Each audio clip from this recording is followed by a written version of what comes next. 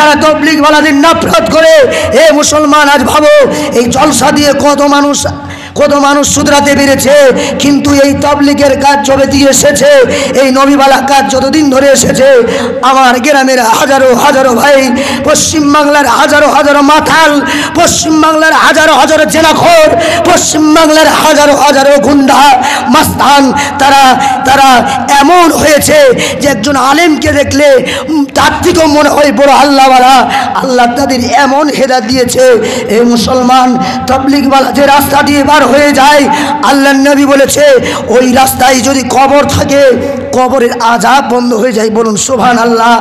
আমরা মুসলমান তবলীগওয়ালা যখন রাস্তা দিয়ে যায়, চা দোকানে পান দোকানে কিছু ভাই লুকিয়ে যায়। হে মুসলমান, আজকের তবলীগওয়ালা দেখে লুকিয়ে দিলে যেদিন মালাকুল মউত আসবে, সেদিন কোন চায়ের কেটলিয়ে ঢুকবেন একটু ভেবে নেবেন।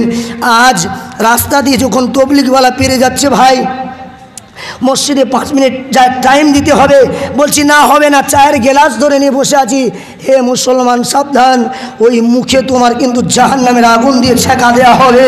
কারণ সেদিন তারা আল্লাহওয়ালা মুসাফির, তারা দিনের দাওয়াত দিতে এসেছিল, তাদের মুখের উপরে জবাব দিয়ে বলেছিলে হবে না, হবে না, হবে না। ওই সময় যদি কোনো মন্ত্রী, কোনো এমএলএ, এমপি, এমএলএর বেটা যদি এসে বলতো চলো অমুক জায়গায় সভা হবে, সেখানে মুসলমান চায়ের গ্লাস রেখে দিয়ে আগে ছুটবে। এটাই তো ইমানের পরিচয়, এটাই তো ইমানের পরিচয়, এটাই তো মুসলমানের পরিচয়। এ মুসলমান, আজকে সাবধান, সাবধান হয়ে যান।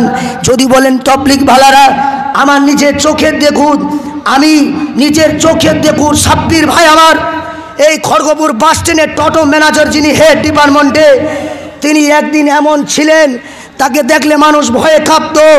এমন মাতাল ছিলেন, লালাই পড়ে থাকতো। আমার জামানায় মাদ্রাসায় পড়তে পড়তে আমি দেখেছি।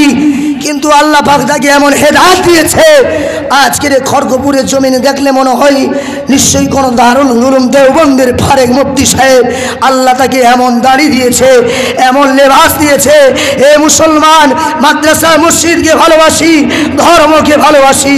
তাই ভাই অনুরোধ, পশ্চিম বাংলার বাইরে থেকে মুসাফির অবস্থায়, আমার বাপের থেকে বয়স বেশি হুজুর আমাকে অনেক চিনেন, মাওলানা আফসার আলী সাহেব, আসাম রাজ্যে বাড়ি, আমার বাড়ি মেদিনীপুর ঝাড়গ্রাম ডিস্ট্রিক্টে।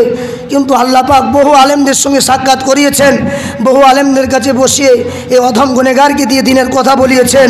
তো ভাই, এটা জলসার মজলিস আমার, কিন্তু আমি তো বক্তা নই। আমি আগেই বলেছি ভাই, ছোটোখাটো মানুষ, যতটুকু কথা বলেছি, আমার হুজুর আমার বাপের থেকে বয়স বেশি, আমার শিক্ষকের সমতুল্য। ওনার বাড়ি আপনার আসাম রাজ্য, আর আমার বাড়ি ঝাড়গ্রাম ডিস্ট্রিক্ট, বহু ডিফারেন্ট।